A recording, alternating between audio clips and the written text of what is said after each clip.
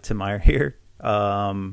First off, thanks to Brad for allowing me to come on his YouTube channel for his 31 Days of Horror. Really appreciate it, Brad. I'm going to be reading a small portion of Malignant Summer, which is my novel that came out this past summer from Silver Shamrock Publishing. I'm just going to read the first few pages, and I hope you like it. Boy Plus Girl, 1972, Summer. Twittering and birdsong filter down from the treetops, and the morning sun cuts through the leaves, throwing a warm shine on the path before you.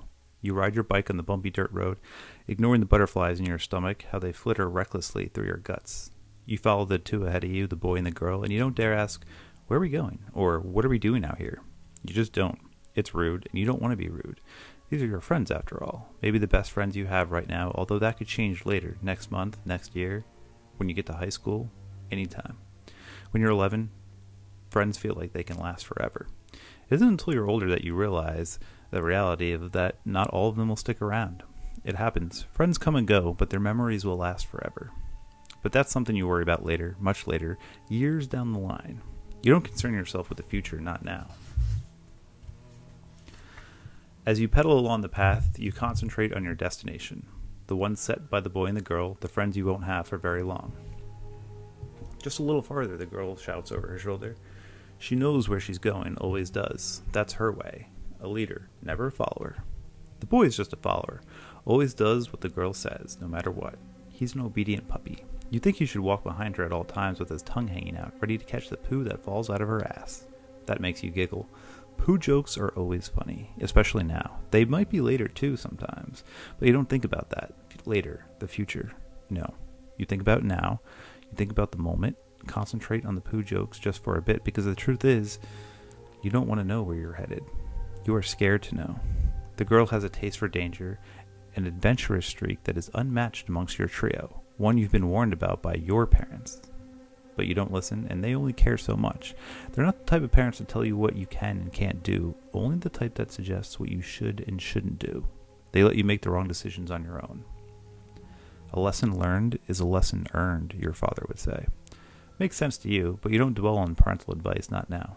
You're almost at the spot, the thing in the woods the girl wants to show you. The thing she found no more than a week ago. The thing she wants to explore. You're nervous, and have every right to be. The boy glances at you over his shoulder, arches his brow. You could tell he's anxious about the situation as well. After all, this is the farthest from home the three of you have ever been without an adult around. For some reason, that type of freedom is accompanied by a barrage of what-ifs from your good old brain. What if I get hurt? What if somebody else gets hurt? What if there's a monster in the woods? The last idea is silly. There aren't any monsters in the woods, and you know it, because monsters aren't real. They don't exist. In dreams, maybe. In nightmares. In the late-night pictures shown on the telly. But not in real life. Monsters don't exist. But you can't deny that feeling that you just might meet one, especially should you lower your guard. How much farther, you ask, trying to avoid sounding like a wuss? Little more, the girl says, and she's right. About 3 minutes later, you arrive at the spot, the clearing in the woods, the ground covered in brush, twigs, and dead leaves. Thickets surround the place, as well as armies of oaks, towering so high they look like their tops stab at the sky. But that's not the case, and when you're 11, everything looks taller and more massive, an optical illusion beset on your young eyes. You hop off your bike and lower the kickstand to the dirt. Across the clearing is a cave. Its mouth isn't all that wide, looks big enough for someone of your build, skinny as a rail, mother says, to fit through. But a large person might have trouble squeezing past. An adult, for instance, and you suddenly get the feeling that's the point.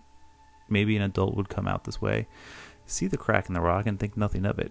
They would probably pass by, hardly giving the black slit any mind at all, never once thinking, maybe this is something I should explore. It would never cross the mind of an adult, but a child, a kid looking for the next big summer adventure, looking for a story to tell their friends at the next sleepover or next year at the school cafeteria. Well, that looks like just the ticket if you're being honest with yourself. And let's face it, you are being honest with yourself, more honest than you've ever been before. You're frightened but intrigued, a nasty cocktail of emotions for someone your age. Come on, girl says, waving you over, and the boy to the mouth. Come on. Boy does not protest, doesn't dare dream of it. He wanders toward girl and the entrance as if he's been bewitched. He almost floats over there. You, on the other hand, stay where you're at. You don't move. Not yet. Girl wrinkles her nose at you. You coming or what? She's indignant, but you let her act accordingly. A part of you wants to go inside. The other part of you wants to retreat. Hop back on the bike and pedal home. I guess so, you say, but it sounds more like a question than an answer. Your heart hammers away, beating against the walls of your chest. You know nothing good can come of this, but you take that first step anyway. You take several. Boy and girl are inside now, and you're standing right in front of the crack, the dark split in the rock, peering into the infinite void, that menacing inky surface. Like a toothless smile turned on its side, the cave welcomes you. Suddenly being outside of it feels worse than the unknown within, and that's because you are alone on the outside. On the inside, you won't be. You step toward the darkness, into it, allowing the mouth to swallow you up. Once inside, girl lights the place with her flashlight. You see bugs the size of your fists skitter across the wall, seeking shelter where the dusty beam doesn't reach. The cave's interior is covered with leafy patches of ivy. The dirt below you is wet, and your feet sink and clap with each step. Girl swings the light around the cave, illuminating what she can. There are some places the light won't travel in here, and the darkness seems to extend interminable distances. You dare not trespass these long spaces. You dare not linger here at all. In fact, you think you've seen enough of the darkness and what the cave has to offer. You turn. You can see the exit, but it looks a lot farther away now. You don't remember walking this far into the dark. Are your eyes deceiving you? Did you come this far? You don't know, can't tell for sure, but your brain feels fuzzy trying to calculate the steps. Math is not your finest subject. Never has been, never will be. Logic is the subject you cling to, and you try to use what skills you have to determine what this place is, what it actually is, and how you can escape it. Because right now, you feel the need to escape. I come here sometimes, girl says. She shines the light on the wall, a part of the rock where no vines or overgrowth has claimed. To hear her whisper to me. Your arms grow cold, the tiny bumps hardening on your flesh, your little immature hairs on the rise. Her? The light focuses on that patch of rock, and you see there is a little depiction there, scribbled in what looks like old paint. Not something you can find at a hardware store, mind you, but a paint made from the earth, a mixture of mud, clay, plants, and earthly pigments. Lots of browns and blacks, faded, old. You get a closer look, your curiosity raging. That burning desire for knowledge is so overwhelming, you think you might burst. This is all very exciting and equally scary. A part of you likes it. A part of you wants to run. The depiction shows a circle of smaller figures, children you think, holding hands around a larger figure with long, flowing hair, an adult, a mother and her children, though her children are many. You think that sounds right. She is here, girl says. If you listen close enough, you can hear her whispers, her dead whispers. You turn, and the girl is smiling. Boy wears an eager smile too, enjoying every second of this game. You think he's just happy to be in girl's radiant presence, and you're probably right. Listen, she says, and everything goes still. You wait and wait and wait some more, and the silence conquering your headspace becomes larger than the cave itself. Hear her? At first, you hear nothing. Then there are whispers. Slight at first, like thin pieces of paper gently rubbing together. Then you feel the wind in your hair. Wait, what wind? There shouldn't be any wind. There is only the dark and the walls that surround you. You turn back toward the mouth of the cave, and you realize the exit is farther now, a lot farther than you expected it to be. You hadn't come this far inside. You're sure of it. You want to run. Toward the exit, that opening, back to where the light, where it's safe.